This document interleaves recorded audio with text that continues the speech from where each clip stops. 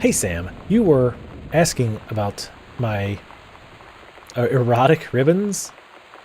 I don't think it means erotic. What?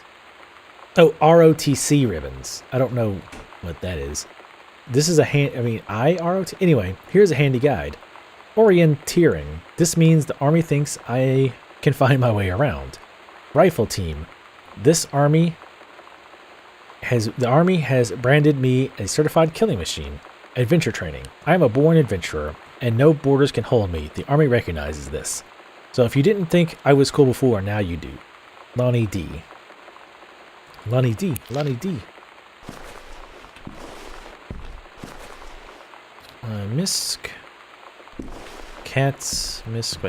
Basically, they were leaving this as storage for things they didn't want to bother taking out of books, I guess. Wait, I read this, right? Yeah. Let's check this. Probably a closet. Yep. Not much to see in here. Doesn't seem like. Hopefully you guys are enjoying this LP so far. Again, I gotta say I'm enjoying it. Again, I really like the investigation aspects. Trying to find out what's happening and all that noise. Feels like there's somebody in that closet I'm missing, but I really think there's a lot else I can even see. Maybe it's I need it to be dark before I can see it. All right, let's go see what that weird thing at the end of the hall is. Oh, this room first. Okie doke. Oh, there's another tape recorder. We'll probably find another tape soon. Performance evaluation. Name: Richard Patermock. Supervisor: Janice Greenbrier. Ah, this is Ranger Rick's thing. Evaluation period: 9/2/94 to 11/1/94. So during the time of the burns. Everything was under exemplary. Supervisor comments: Ranger Patermock has been indispensable during the course of the prescribed burn preparation and execution. I believe his expertise and dedication have been the deciding factor in the success of a very complex and challenging conservation effort. In the opinion of the Flintlock Forest staff, Rick's contribution to daily operations have been essential to the outfit's continuing success. To this end, I will be formally submitting paperwork requesting his permanent reassignment to this facility. So it's starting to look like, maybe partially due to the marriage problems, the mother might be getting a little bit of the feels for Ranger Rick. Light. Aziz Light. Because they sure are talking a lot about Ranger Rick. Here's the tape player. Oh, looks like the mother was practicing her drawings. Her watercolors. I actually wanted to learn to paint for a while. I'm not very artistically skilled though, so we'll listen to the cassette a bit. What's it say on it? Heavens to Betsy, nothing can stop me. Alright, let's put that in. But anyway, speaking of music, I was a big Nirvana fan. But I actually wasn't that big of a... Oh wow, that's beautiful music. I wasn't a huge Nirvana fan at the time that he killed himself. I think I liked him a little bit, but wasn't a huge fan. But I remember hearing the news being announced on, well, the news. And thinking, wow, that's really weird. I didn't really understand the implications at the time, given how big Nirvana was. Anyway, Halloween show, The Misfits. They're awesome. Don't forget your costume, Stygian Lounge. See you there. Sometimes you just have to lie to Mom and Dad. Like when Lonnie asked me to see a band with her and stay over at her friend's place in the city after. That's a lie to Mom and Dad situation. But it was so worth it.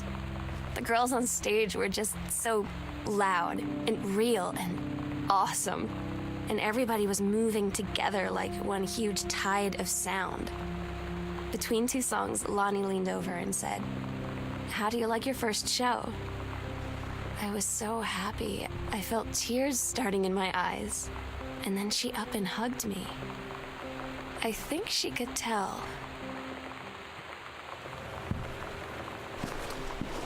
Yep. definitely she's got some, I don't think it's not insanely obvious, she's got some strong feelings for Lonnie there beyond friendship. Interesting that this note is in here though. What appears to be her, because didn't we did see the watercoloring book in their parents' room, right? Pretty sure we did. So I would think this is where her mom goes to practice her painting.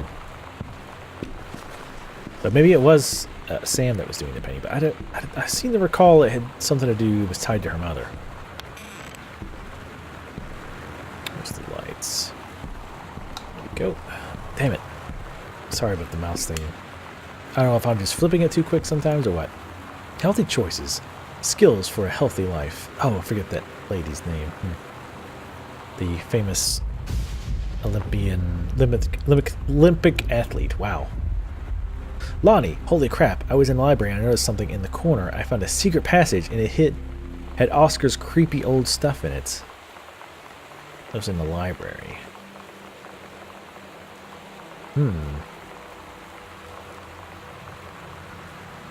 Oh my god, I have to go see this. We're skipping 6th. Mom and Dad's room. Closet. So there's a hidden thing in their in their closet. At least that's the way I'm understanding this picture. Secret passage is marked on map. Okay. We still need to find the pattern for whoa, hey. Captain Allegra and the first mate. Huh. Your costume, my costume. Ah, I see. They were planning for Halloween. And what the name, the girl, damn it. So bad with Lonnie was going to be your first mate probably. Even though there's a witch's hat in here. Oh, I guess she could kind of make it look like a pirate's hat, sort of. Get that light on. Heaven to Betsy. Calculated. It even has that kind of weird thing that cassette tape did when you open them. Put back on the ground. No, well, I guess you put it back on the ground. Regardless there. Get this. Oh, there we go. Examine the book. Opal La Rue. Wildfire. He saved her from the raging flames, and then things really heated up. Opal La Rue is one of the most distinctive writers in our genre. A tour de force, Wildfire is uniquely beautiful display of La Rue's talent. Uh-oh. Looks like she's into that ranger. I think that's more and more evidence is piling up to that effect. She's reading trashy novels.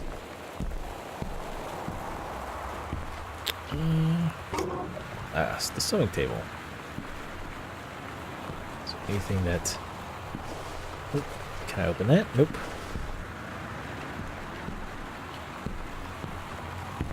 Alright.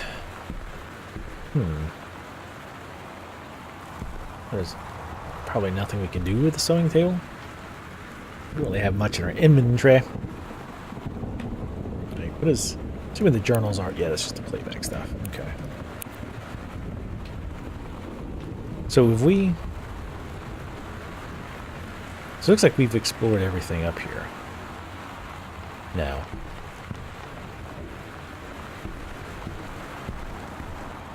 So let's head back to the parents' bedroom.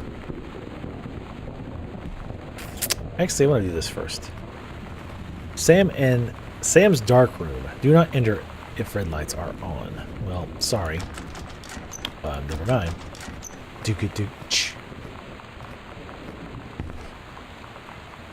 Let me see something.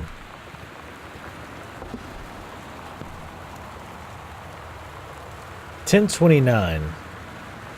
10:29. This is when this show was. 10:29. 10:29. Probably not, but 10:29. 1029. Sorry, I was gonna keep saying it or I'll forget it. 1029. I think this is a stretch. Nope.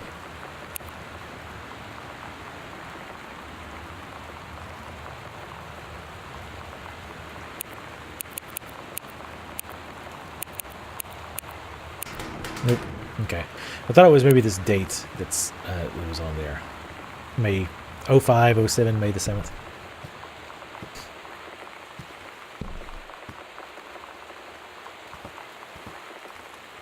I really want to know how to put that. I really want to know what's in that locker.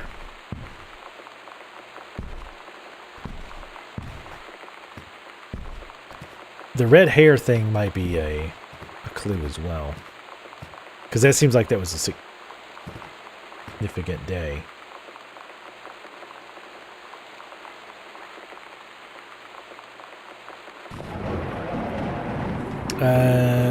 Let's try those dates. Again, probably not, but I kind of want to try them. And then we'll check the red. I want to check the photo room first. So the first big one is 1022. The dealing with roots, 1022. I realize I wouldn't say grasping at straws, but I will say that, yeah, it's a bit of a stretch. See, dealing with roots and the lie to mom and dad situation. Because, oh wow, she's mom and dad like that, but it was so worth it. Okay, yeah, this was like a big day for her. 10. Okay, I swear I keep seeing something over here, but I think it's my contact lens screwing up. So 1029. Damn it.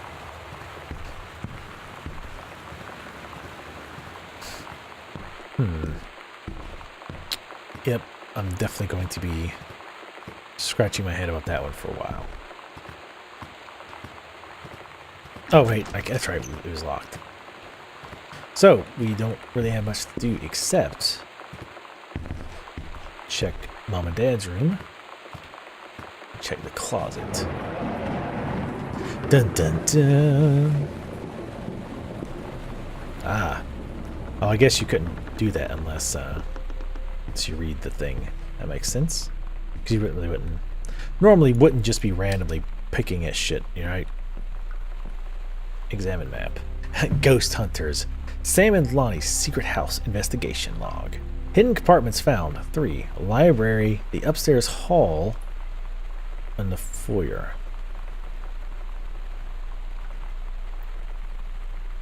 Evidence of supernaturals discovered. 0.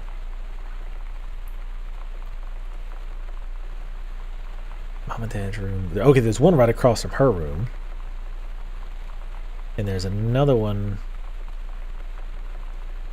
I'm assuming this is downstairs. It's hard to tell. Your map sucks. Hidden compartments on map. Mark. Okay, so it's good at mark them. So yeah, there's the one across from Sam's room.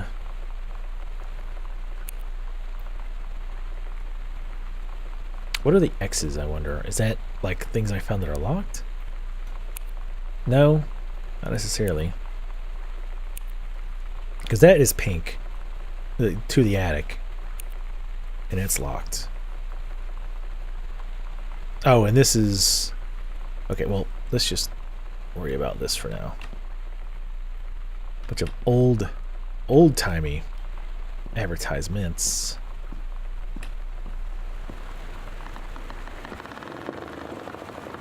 Okay.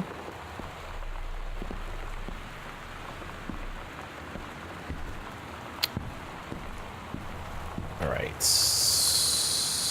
So, if we go out of here, this is her dad's office. And there should be, at the end of this hall, right before the foyer.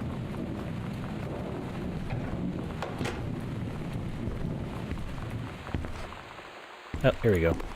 Ooh, hello. Hero. Take second combo scrap. Right 3 times. Stop at something. Property of Sam, private. So, okay, we got that. Half of Sam's locker combo added. Nice. Heaven at the edge of the world. Private, do not read. The Green Glacier. Well, I'm going to read it. That's 9th grade, so it's kind of old.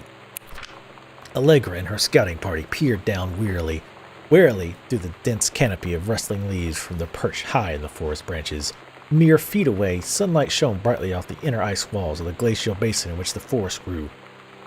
It was a strange sight indeed, such lushness juxtaposed from the frigid ice formations. Allegra leapt forward without hesitation, bounding through the high branches. The first mate had been captured by the Green Glacier's Amazonian tribe. His life hung in the balance. I guess her first mate used to be a man? Or wait, maybe... I got the impression the first mate was a woman. Anyway. We have to hurry, Allegra's party followed behind, moving quietly as a breeze through the greenery. Allegra landed in the clearing and shouted, "Stop!"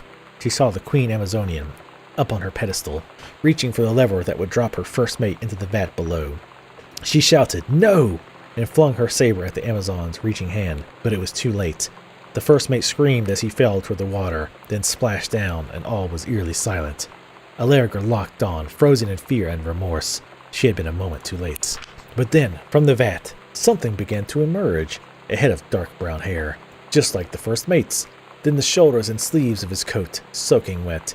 But as the fingers stood and the water poured down, Allegra saw that the first mate had changed. He was no longer a man at all. In fact, what looked back at her were the eyes, the face, the hair and hands and body of a woman, still in the first mate's clothes. Still the first mate. She spoke in a soft, clear voice. "Captain?" The Amazonian queen said, "She is one of us now. She is ours." Allegra drew her magical flintlock pistols from her belt, and her crew readied their swords.